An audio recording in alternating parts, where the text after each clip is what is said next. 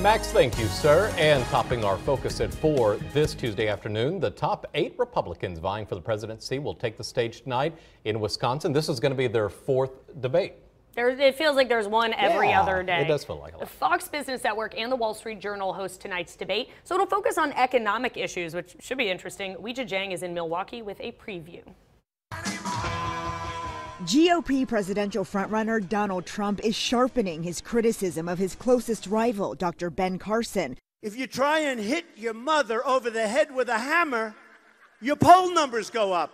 The dig refers to parts of Carson's biography under scrutiny, including claims he was a violent teenager and received a full scholarship to West Point Military Academy. Last week, his campaign admitted that never happened, but the retired neurosurgeon insists it was no lie. I would much rather lose an election than to lie. His campaign manager says the relatively soft-spoken Carson will be much more aggressive tonight. Florida politicians Marco Rubio and Jeb Bush are expected to set their sights on each other tonight. 1.3 million jobs. Both campaigns released new videos. Weijia Jiang, CBS News, Milwaukee, Wisconsin. And what they're really saying about Jeb Bush right now is that this is kind of a last-ditch effort for him. Yeah, he's got to do something. He's got to really make an impact. I like the way that the Fox Business Network, where the debate will be seen tonight, has taken some jabs at CNBC and the way that they handled the debate and the moderators and everything else. And Fox is saying, you know what? You want to see a real debate? Watch us. Come to our network. Yeah. Watch us. They're taking jabs at the other network, but they're also saying to the candidates, you know what, you gotta sort of suck it up and answer these questions and don't whine about it so much. So it's interesting that they're saying that. Hey, but it's not just the Republicans in on the fun. The 3 Democratic presidential contenders meeting Saturday evening in Iowa for their next debate. And we mentioned that because you can see that one right here on KBTX. CBS News will be hosting the Democratic debate Saturday, and it will air right here on CBS at 8 o'clock Saturday night. In other news today, protests still happening at the University of Missouri. It has not ended yet. Members of the activist group Concerned Students 1950 are demanding a meeting with Governor Jay Nixon and university leaders.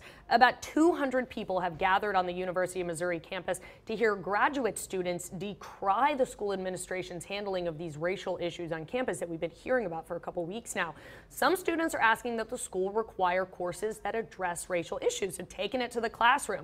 Other speakers called for shared governance and urged graduate students to unionize.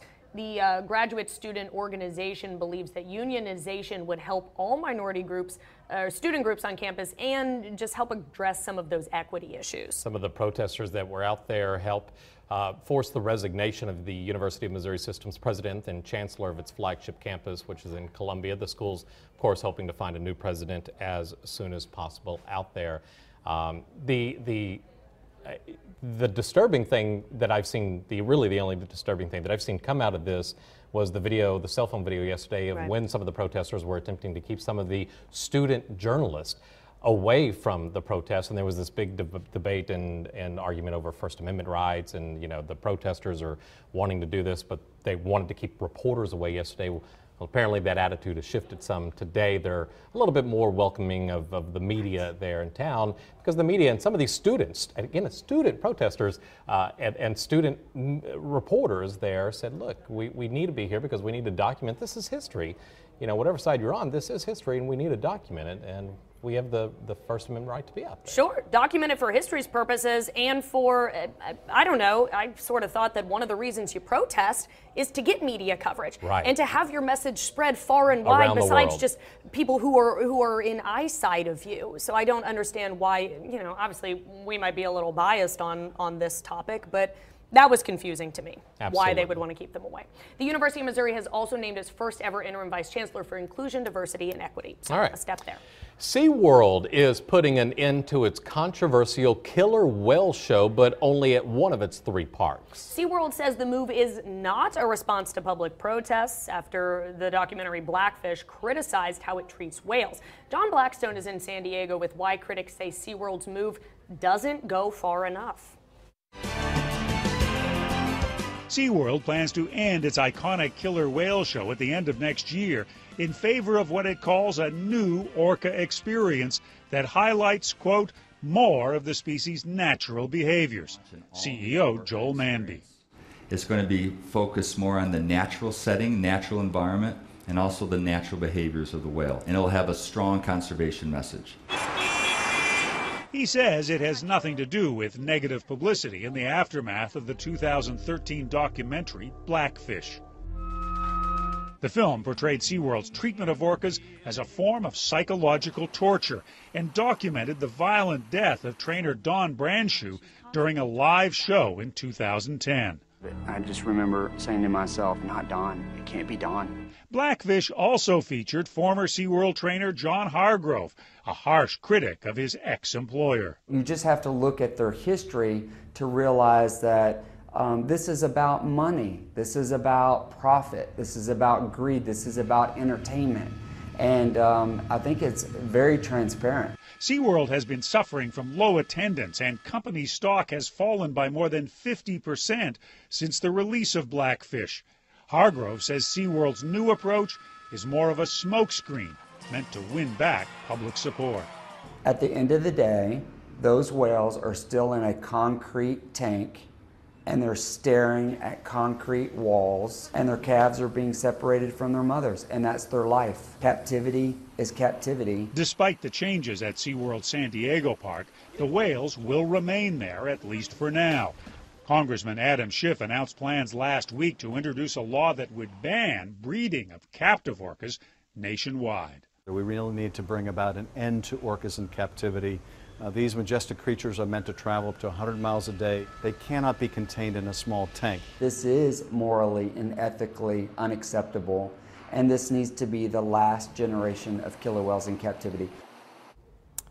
I'm not sure I buy the SeaWorld company's bit on that the movie had nothing to do with this Wasn't decision. a response to Blackfish. How could it possibly not be a response to Blackfish? Everything to do with the international response to Blackfish was huge and such a game changer for SeaWorld. They had to do something. They had to do something. Absolutely. They were running those ads for a little while saying, you know, come see us, where we treat them well, we treat them right, and I think maybe that didn't work, so this is the next step. They had to do that. All right, one more thing before we go to break. A College Station woman, a teenager actually, was recently arrested and charged with various drug-related charges, and her mugshot taken by College Station police has turned into a viral sensation. It's made international headlines.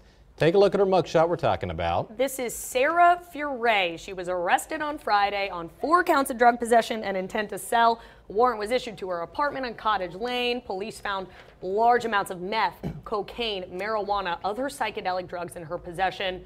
She was released Saturday on $39,000 bond. But of course, what everyone is talking about is that smile. Less of a mugshot, more of a glamour shot. We first reported this story Saturday in our weekend newscast.